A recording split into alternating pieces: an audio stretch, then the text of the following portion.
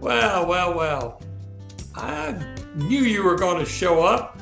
I am so excited that you're here. Well, I'm Lou Vickery, and today we have something super special for you. Joining me is Dr. Bob Weil.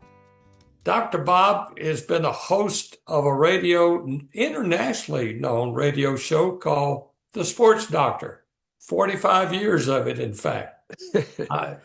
Hey, Dr. Bob, how are you? Give it take a few weeks, Lou. And of course, Lou and I have traded radio shows over the years. When Lou was Lou in the Morning down in the Panhandle for a few years, somehow we got hooked up. And once a month I would show up. We'd talk a little sports medicine and with Lou's World. And it's great to be back with him, whether it's on his What's Your Racket in the tennis world, or doing so. Every time I turn around, Lou's got another book coming out. Lou's been a guest of mine. It's got to be a dozen times, I would say. Lou, what do you think? Well, Dr. Bobby, it is great to have you here. You know, one of my favorite things, as you and I have talked many times, is playing tennis. And you have some wonderful thoughts about the importance of staying active, and particularly tennis being one of the top sports for longevity, right? It's the top sport for longevity. And we just watched again the new horizon in men's tennis and women's. The exciting explosion with the excitement of Carlos Alcaraz, all 22 years old, him, and the kid who won Sinner, 23. And everybody, I go back, I saw John McEnroe when he was 20 years old and arguing with his father on the phone when he came to my famous sports therapist, the late, great Bob Guida. His facility, we had seen Tracy Austin, we saw Yannick Noah. They came to Bob Guida because of his ability, bigger, faster, stronger. And, you know, it's amazing when you think about it, Lou, again, the physical side of tennis. I mean, last month we watched a 5.5-hour battle in the French Open and Roland Garros between these same two guys. And again, all aspects of tennis. Now you got this exciting sidelight over here, which is exploding times 10, pickleball. Yeah, pickleball. Again, pickleball, but it's movement, it's changing direction, it's running hard, etc. So tennis seems to have that tremendous background, not only of great athletes, and some of the best athletes of any sport. We include tennis, but it seems the camaraderie, the friendships that are formed, the leagues, that the longevity sport, again, is the racket sport, is tennis. You're exactly right. You know, interesting that as we talk this, your background as a sports podiatrist, and you're a foot doctor, as we would call it. But Bingo. hey, Yes. Tell us a little bit about the importance of movement, in particular with the lower part of your body. All movement starts with your feet. Whether you're coming down for a rebound, whether you're rushing the net, whether you're trying to run the bases, when you're trying to fly off the platform, even in swimming. And people don't realize the importance that foot mechanics, somebody's flat-footed, someone has very high arches, somebody inherited the same bunion or hammer-toe deformities of their mother and grandmother, someone's bow-legged like his dad and grandpa, knock-kneed. So almost all chronic or persistent, Lou, lower extremity problems, our back, our hips, our knees, our shins, our ankles. Many times, if they're not caused by foot concerns, they're aggravated by them. And this is an educational platform that I've been talking about all these years, whether I was dealing with the best athletes in the world or their grandmother. And we were talking about a walking program and the whole world of orthotics and strengthening the feet and ankles. You know, when I saw McEnroe and Tracy Austin, and Tracy showed up in 1985 to spend 6 months with Guida to try to get back to the U.S. Open. And Tracy, you know, with her bracelets and necklaces, and my kids loved her. But she wasn't an athlete. Of course she was, but that's not where her attention was. It wasn't Chris Everts either. Martina Navratilova changed that. So the idea that tennis players would really work hard in the gym, would be very active on strengthening, was a myth.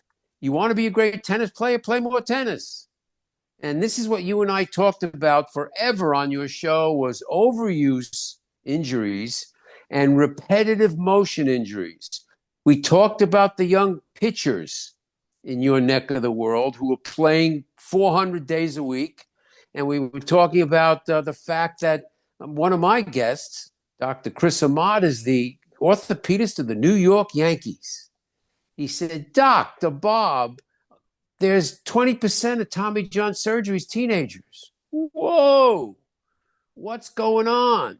So, and the more talented your son or daughter is, the more the pressure rises. So in podiatry, whether I'm saying to you, are you in the best shoe for your sport and your particular foot? Are you fit properly?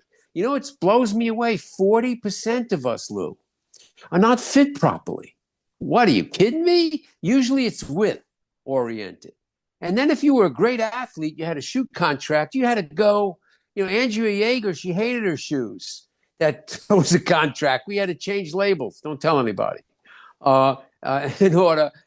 So the role of the foot in a sport like tennis, again, where you are as good an athlete as anywhere, absolutely. And I'll tell you a stat that surprises a lot of people, Lewis. I'm a foot specialist. Half the females I've seen, whether they were runners, whether they were figure skaters, and figure skating, as you know, I don't want to date myself, but we just celebrated the 15th year, Lou, that the Illinois young Evan Lysacek, who was 10 years old when I put orthotics in his skates, he was the Olympic gold champion. It's 15 years since then. It's unbelievable. But the fact that, again, that the role of the foot is such a big deal. And again, Bob, we want to pay attention. I have a question for you. Someone wanted me to make sure I ask you. Good. That was that for walking, is there a particular kind of shoe you need if you're a regular walker, particularly there's a among walking senior shoe. citizens? Yes, you go into any walking shoe store, running shoe store, and you're in the gold program for the most part. They have all the top brands. They pay big attention to fitting. And again, there are New Balance, Nike, Adidas, Puma, Skechers, big addition to the world. There used to be throwaways. Now they're one of the biggest deals in the world. So again, a good walking shoe is very supportive. You want to make sure, again, you fit properly. And then again, it would surprise you that 75% of the shin splint problems I see are foot related. They're due to the collapse of the foot and the fact that women with wider hips, young girls, females with wider hips, more of an angle to the knee. It's one of the reasons mechanically that so many knee abuse problems in all these sports with girls, we solve them with orthotics.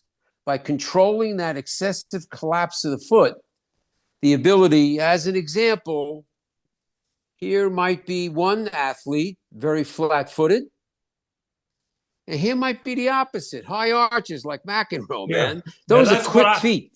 That's what I have, the high arch. Good. Well, a lot of good athletes, they have the high arch because the high arch gets the foot off the ball of the foot a little bit quicker. Now, sometimes it's problematic where I'll see these athletes, the ball of the foot's killing them because of all that pressure or their Achilles tendons, et cetera, et cetera. So again, we say to all your listeners, all million of them, of your listeners, I don't care what your sport is. I don't care what your level is. I don't care what your age is. Number one, strengthen your feet and ankles. Learn how to use rubber bands, work with some of these, include foot ankle strengthening. And two, work balance. These are the two exercises I stress all the time in my book, hashtag, Hey Sports Parents.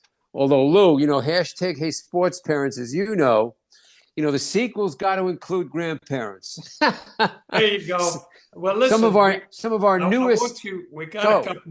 got a couple All right. minutes. I want you to tell us a little bit about the Sports Doctor, when it airs, and how people can catch up Yes, with we you. do a live show every Wednesday. Matter of fact, Lou is on the 6th of August August, on yeah. Wednesday, 3 o'clock.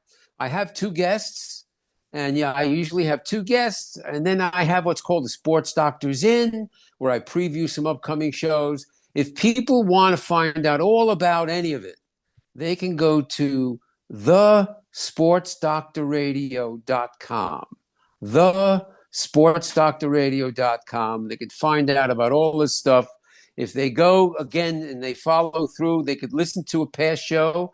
They can go back 10 years. They might hear the show you and I did in that regard. So I'm very excited again. I have, even though it's called the Sports Doctor, Lou, and this is important, I deal as much, I call it the mental game. I have psychologists, psychiatrists, coaches, parents. The world of youth sports is a huge business, tremendous pressures. The more talented your kid is, the more we start to see these pressures, and we want to include education. It's one of the reasons why you and I have been hooked up all this time, so that we could add some of the sports medicine as best we can, advice and feedback. But everybody out there, again, you consult a podiatrist, you're smart. You're going to be looking at shoes. What's the best shoe for you? What about whatever sport you want to be playing? Makes a lot of sense. But your question, Lou, you want to be fit properly, and you could do that in any of the walking running shoe stores. One of the famous ones here, the oldest one in the country, Dick Pond Athletics. Yes, the oldest running shoe store, the late great Dick Pond. Very good. Dr. Bob, you don't know how much appreciate you joining us, and I'm looking forward to our August the 6th visit on your show. Yes, again, and we're going to include a Sports Doctors In segment once. Who knows if you do your next 500 segments. Again, Lou, thanks so much. Keep up your great work. I'll see you the 6th of August, my friend. I look forward to it. Thank you. Thank you. Well, hey, it's great to have Dr. Bob with us. I have, as he mentioned, we've gone back for years, and he's so knowledgeable about the feet and what he talks about. In fact, he's knowledgeable about sports in general and injuries and how to take care of yourself. Our book, Winning the Head Game, Key to Athletic Success, has 2 chapters on the health issues and preventing injuries that Dr. Bob worked with us on. And so you might check that out. It's a great read. Well, listen, until we meet again, I'm Lou Vickery. And I tell you what, I want you to keep a smile on your face, happiness in your heart, and optimism on your tongue. See you soon.